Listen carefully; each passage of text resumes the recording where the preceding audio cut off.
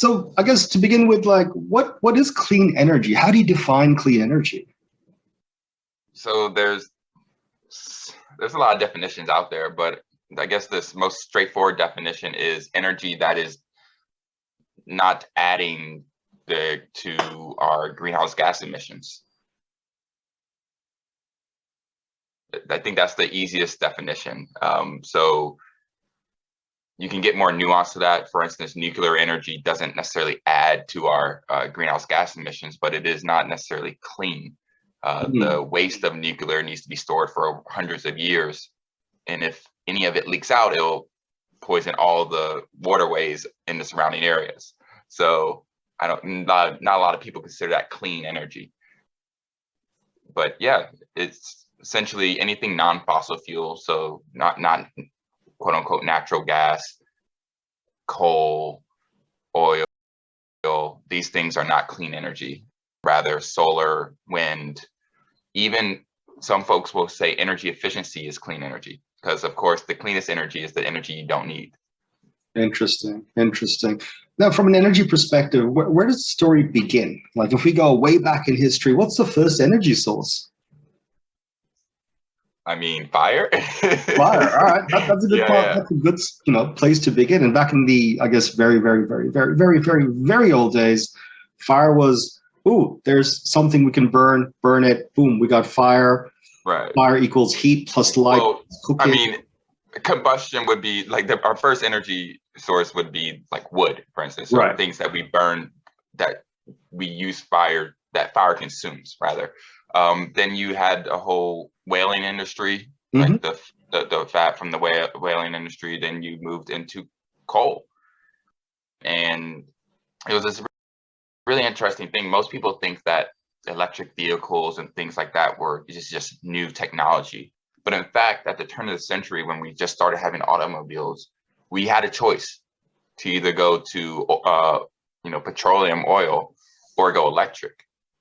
And in fact, even that, there were electric vehicles at the turn of the century. So we chose wrong, clearly, or else we wouldn't be dealing with this climate crisis. But the transition of energy throughout our history has,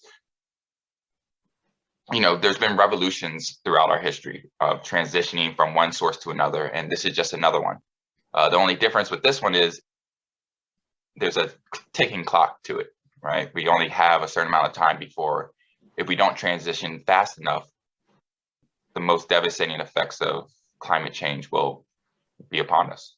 Interesting. And you know what? I completely agree with you, which kind of makes me think the provision for clean energy, meaning, to have access to clean energy, is it our responsibility or is it our right? Responsibility in the sense, is it something that we, the end user or the consumer, should be actively doing? Or is it something that we should be demanding from those in power to say, look, this is a right for all citizens? Yeah, this is actually a big argument amongst different groups. I personally am kind of in the both category, yes and.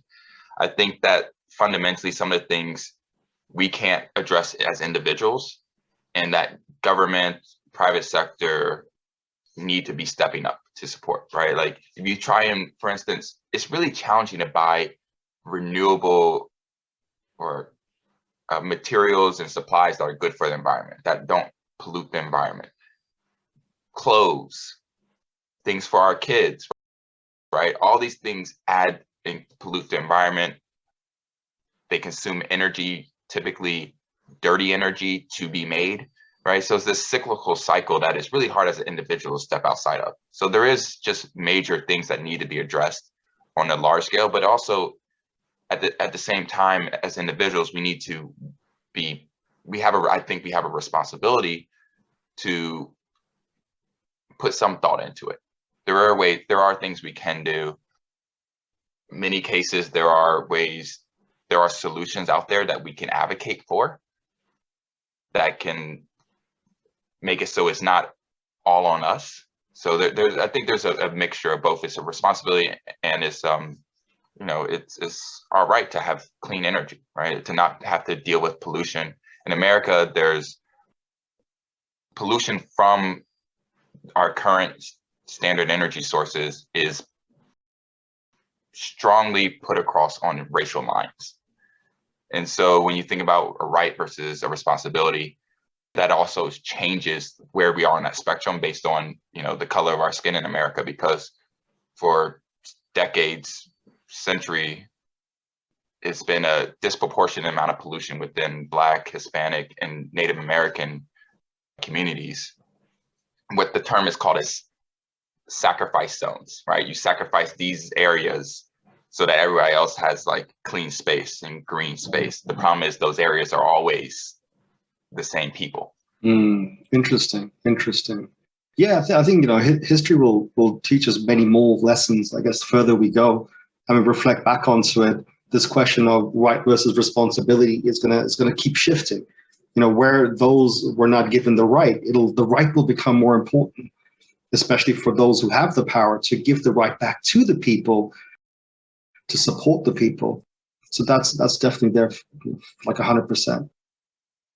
Where are we now? I mean, we had, it seems like every year there's some kind of climate crisis talk, there's some kind of climate meeting. From a global perspective, where are we now on this conversation? Yeah, so from a scientific, I'll start from the scientific point and then from a political side of it.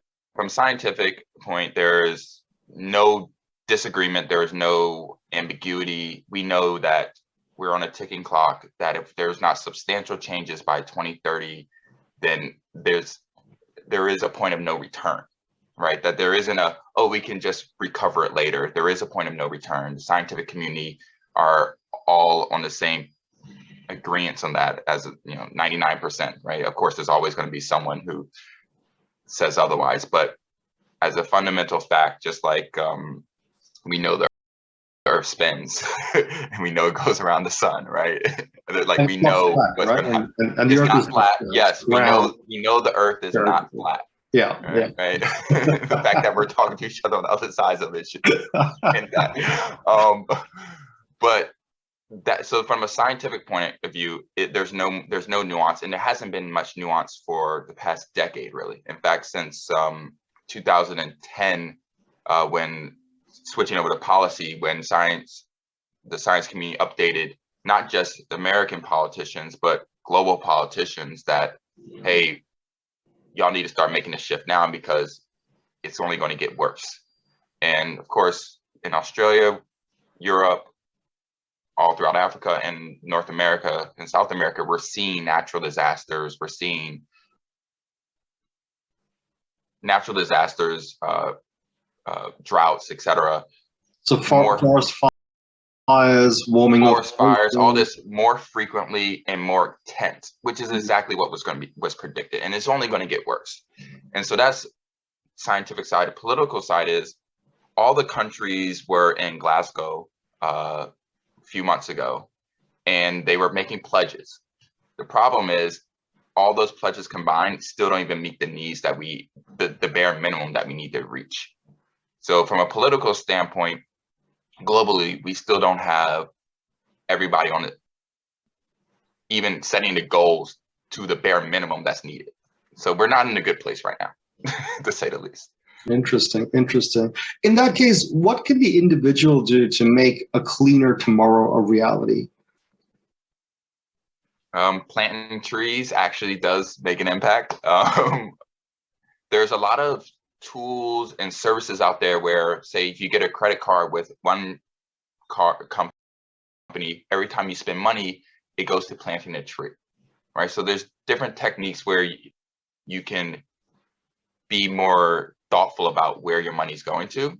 And that's what I mean by there's responsibility and there's a right? Like, it's your responsibility to try and take advantage of the options that do exist. Coming together with your community and cleaning up the neighborhood, right? Planting trees. What's funny is I keep saying planting trees because people think, oh, that's straightforward. But in fact, it's really interesting. Trees do more than just consume carbon dioxide, which is one of the major greenhouse gas emissions. It also provides shading, which reduces the heat gain. Heat island effect is what it's called. And so we're actually, if we live in more green spaces, whether that be green roofs or what have you, we live in more green spaces. That means we need less energy to cool our buildings. So there's multiple aspects of this. I mean, if you plant fruit trees, right, then you also bring in more fresh fruit for your neighbors and yourself, right? So there's, but I think the fundamental aspect is for people to just to want to do something. There's solutions out there. They're not going to make a global shift as their own, but they do make a difference, and they make a difference for yourself, your family, and your immediate community as well. So, and it's a lot of little things incrementally done over time that makes that big difference, right? I mean, right. It's not as simple as tomorrow we're all going to be clean, but it's a matter of going, all right, let's look at the energy usage currently, change the light bulbs around, something simple like that to begin with, change the windows from single to double to triple glaze if one can afford it. And there's different cost points too, right? Changing your lights to LED, which is just, it should be a no-brainer for everybody. It's going to save you money within the first year, right? And then you're going to have 10 years of just saving money instead of your money just being wasted. So like LEDs, and it's relatively cheap. Changing your windows a little bit more expensive, right? Actually, it may be cheaper just to plant a tree outside and let it shade your window. Shade your window. Yeah. I love talking about trees, apparently. But trees are great, man. Trees are awesome. Yeah. But like adding insulation into your home, get a home energy audit. Find out where you're wasting energy, right? Because wasting energy is money out of your pocket. Yeah. So I mean, if you have the money, buy an electric vehicle. 100%. 100%. Yeah, 100%.